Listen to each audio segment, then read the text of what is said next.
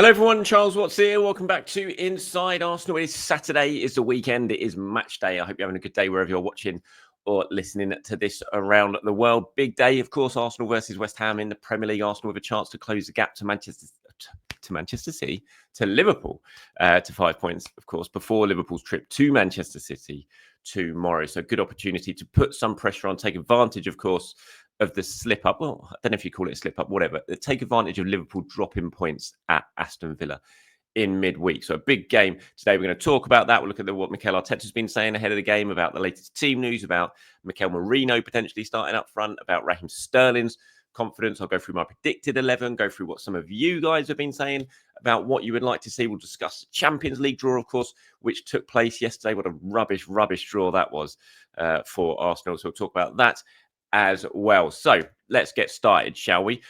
Team news-wise, Mikel not giving much away, as you can imagine. I mean, there's not that much to give away, to be fair, at the moment, because we know the injured players are not coming back yet.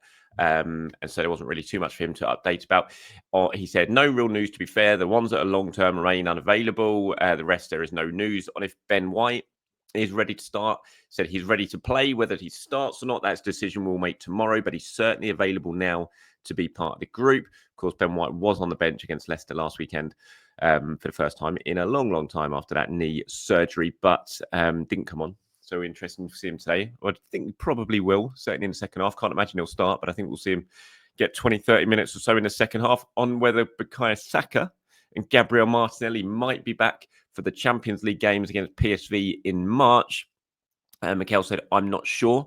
That's a question for the doctors. They are both evolving really well. Probably Gabby is a bit ahead of Bukayo because of the extent of the injury, but then we will have to see the next steps and the previous weeks before that, how the boys are feeling and what we are prepared to do. Obviously, vital that no risks are taken with those two, but it would be nice to have them back available, wouldn't it? 100%. So that's what he was saying about team news. The big talking point really going into this game is what he's going to do up front. It was a big talking point last week. He went with Leandro Trossard. He played Raheem Sterling on the left. It didn't work. Sterling was poor. Trossard was poor. In the end, Mikel Merino, Arsenal's new makeshift forward, was thrown on, of course, and with an unbelievable effect, scoring 2 goals to win the game 2-0 for Arsenal. So is that going to happen today? Is he going to start with Mikel Merino today? We've all been debating it all week. Mikel was asked, as you can imagine, quite extensively about Merino in his press conference yesterday. He was asked if he's given him any more notice this week that he's going to be playing in this position. He said, no, not to him or the other players, especially because I want the players, when they're on the pitch, that they're feeling what they're doing and taking initiative. I don't want players thinking, what if tomorrow I have to do certain things? That's why I did it. I think he means that's why he did it last week, why he didn't really talk too much about Merino playing up front. On if it was an experiment that paid off last week.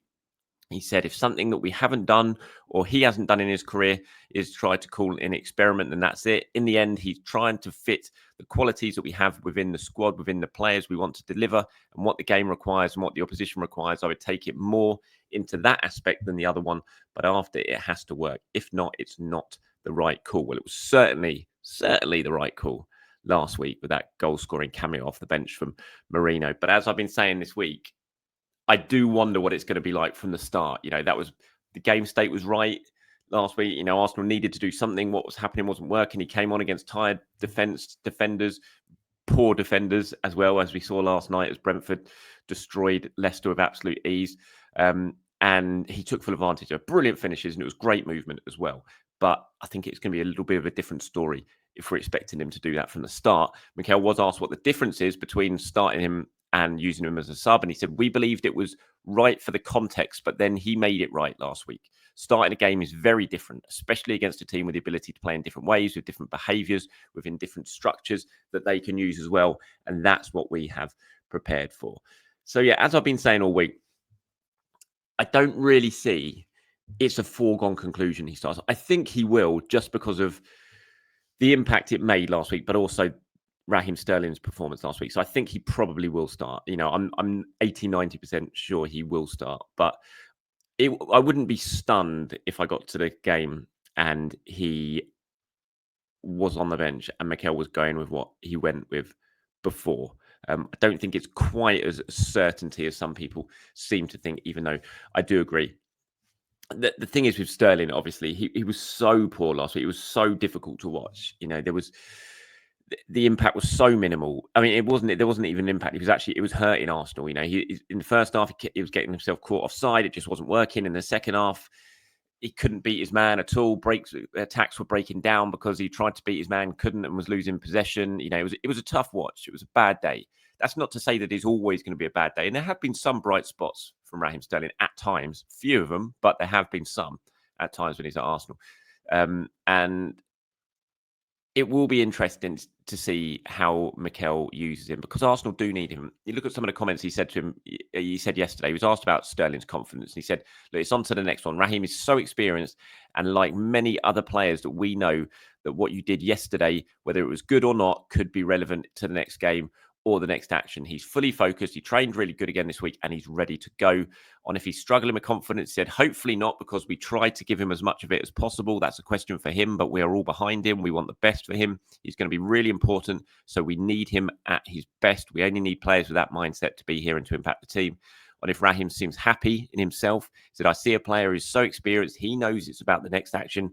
And the next action and the next action. Apart from that, there is nothing else to live. He's doing everything he possibly can to make it work. The one thing that Mikel keeps talking about there is experience. And it's not been an easy career for Sterling. He's had people on his back from the start. He's always seemed to be targeted by the media, by the national press at times. There's always been massive focus on Raheem Sterling. And the way he's dealt with that has been really, really impressive. He's got strong, broad shoulders. He can cope with that. He has dealt with that.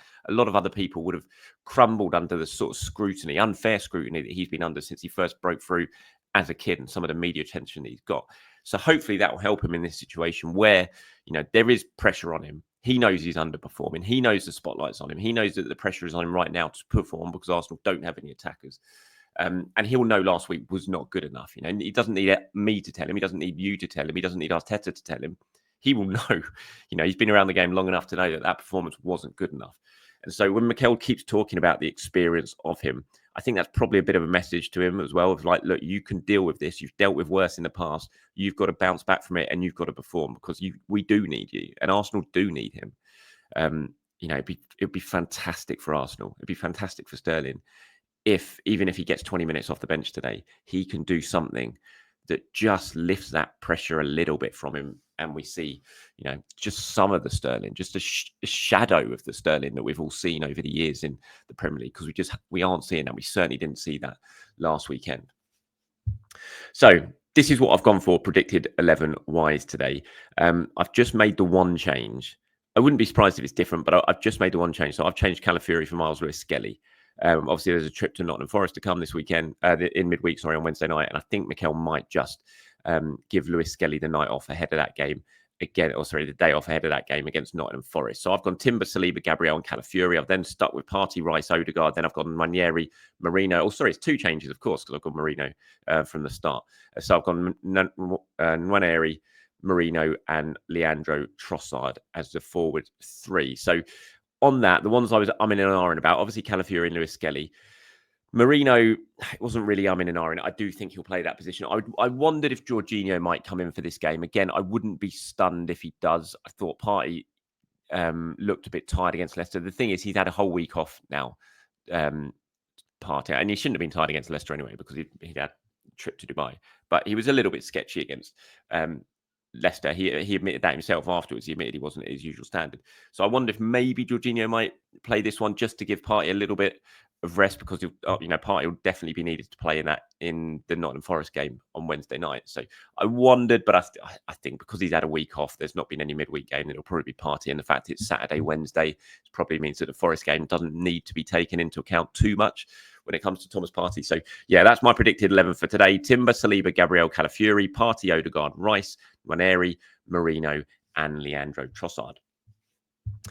This is what some of you guys have been saying ahead of the game. The tech accountant says the team for the weekend: Raya, Timber, Saliba, Gabriel, Calafiori, Jorginho, Rice, and Odegaard, Ranieri, Merino, and Trossard. Toby says you just have to put your best foot forward. And right now, that's Merino in attack instead of Sterling. You don't want to waste 60 minutes hoping that you can salvage it in the last 30. Go as strong as possible. And if it falls short, you're not kicking yourself for not putting your best foot forward at the start. Good point there. Chris says Sterling is a very good professional and a smart guy. He will understand why he's benched. It's up to him to make an impact from the bench and prove us all wrong. Again, that's what I'm talking about, Chris, when it comes to him falling back on that experience and previous experience and tough experiences he's gone through.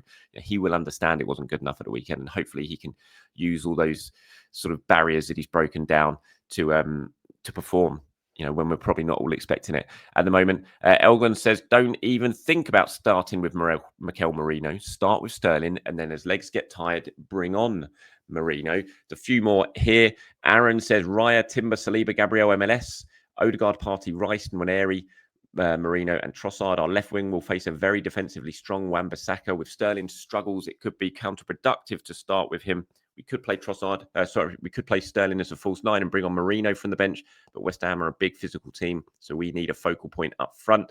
Turd Ferguson says, one of the main reasons to start Merino up front is set pieces. With Arsenal's lack of attacking options, set pieces are even more critical. They need another big body in the box. Merino has shown he can be a weapon on corners. Trossard, Sterling, Nwaneri is too small of a front three.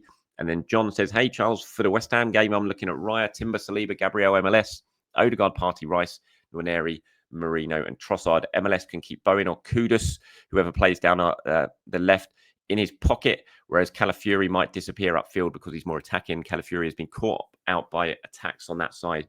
I think MLS will do a better defensive job there. So thank you very much for all of you, and getting in touch talking about which team you'd like to see this weekend and why.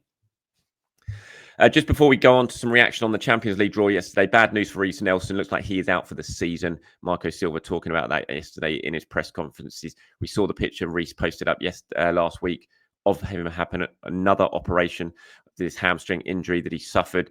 He tried to get back from it. He was getting very close to getting back from it, but then he's had a setback, and now he's having to have another operation, or he's had another operation, and it looks like, according to Marco Silva, that he probably won't play again for Fulham, which of course means the end of his loan spell, which is bad for him. It's bad for Arsenal. He's having a really good start to life at Fulham. You think if he'd have carried that on, then his value certainly would have rocketed. He's only going to have a year left on his contract in the summer, and you'd have thought, a good loan spell would have given Arsenal the opportunity to make some decent money from Reece Nelson come the summer. It doesn't look like that's going to happen now. You imagine he'll now come back to Arsenal if this is season over for him. He'll continue his rehab there, and yeah, it's just bad for him. It's another injury. It's another hamstring injury. You don't even have to be playing for Arsenal now. You just have to be an Arsenal loan player, and you get struck down by the Arsenal hamstring curse. But yeah, sad news for Reece Nelson. Right, Champions League draw. Arsenal getting PSV. Then first leg at PSV, of course. Second leg at the Arsenal. Not the draw I was hoping for. I was hoping for Feyenoord. I have to admit, we'll have a look in a minute on the sort of route that Arsenal now have potentially to the final. It's not an easy one. But yeah, PSV, it's a team Arsenal know all about. They've played him a lot. Feels like they've played him a lot recently anyway. Obviously had a very good win against them last season at the Emirates. Drew away from home. It's not going to be an easy game at all, but at this stage of the competition, if you're going to say, right, you get PSV with the second leg at the Emirates in the first knockout round, if you said that at the start of the competition, you'd definitely take it. So it's a winnable tie for Arsenal. We knew either way it was going to be a winnable tie for Arsenal, because it was either going to be PSV or Feyenoord. Like I said, I would have preferred Feyenoord, but it is a trip to Eindhoven. James here has got in touch and says, someone take Charles out for a round of golf at a swanky club in London or Ireland or Scotland when the lads have the Champions League matches on the road. Win-win. Maybe a good round for Charles at Ballybunion or Royal County Down will prove to be our lucky breakthrough year as a club in Europe. I wholeheartedly agree with that. Anyone wants to take me for a trip to Royal County Down to play that course, then yeah, absolutely.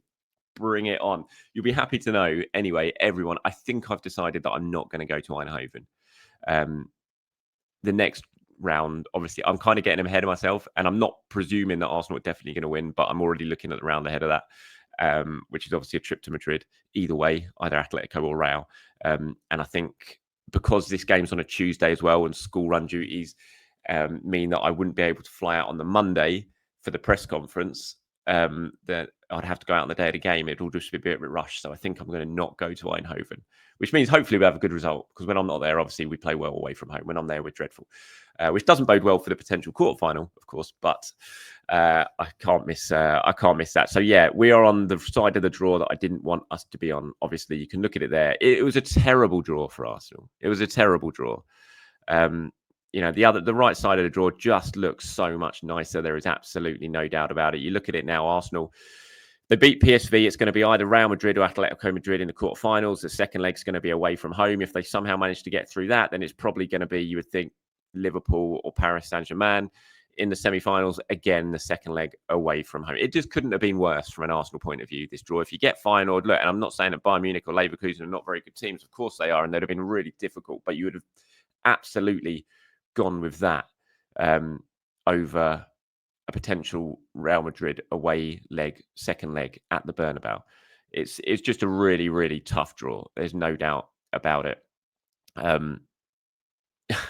But I suppose you want to win the Champions League, you've got to beat the best. And if Arsenal are going to win the Champions League this year, you'd think they're probably going to have to now go win at PSV, beat Real Madrid, beat Liverpool, and then, I don't know, maybe beat Bayern Munich or Barcelona in the final. So it doesn't get any tougher than that, really. So we'll wait and see how it goes. But yeah, I have to admit, when that draw was made yesterday, I did just like, oh, could it be any more in keeping with this season where it's felt like absolutely nothing has gone Arsenal's way? And draws in cup competitions haven't really gone Arsenal's way either. And this is the latest to add to that list. But who knows? You know, everyone's saying, oh, how do you go to Bernabeu and play with Trossard, Sterling and Ranieri up front? Well, remember when we went and won at the Bernabeu in 2006, our back four that day was Aboué, Senderos, Touré and Flamini. And we won 1-0, kept a clean sheet against Ronaldo, Raul, Zidane, Beckham.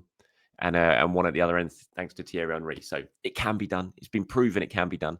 And hopefully, fingers crossed, we can do it again. So, yeah, there's a draw. It's done. Now let's focus on the Premier League and then wait till those Champions League games roll around. Thank you very much for watching, everyone. Thank you for listening. Enjoy the game later. I'll be back in the morning to do it all over again with a reaction show. Come back to this video after the game with your reaction to the result. Hopefully a very good performance. I'll pull some of them together and get them included in the reaction show tomorrow. Until then, everyone, have a great day. Speak to you soon. Bye-bye.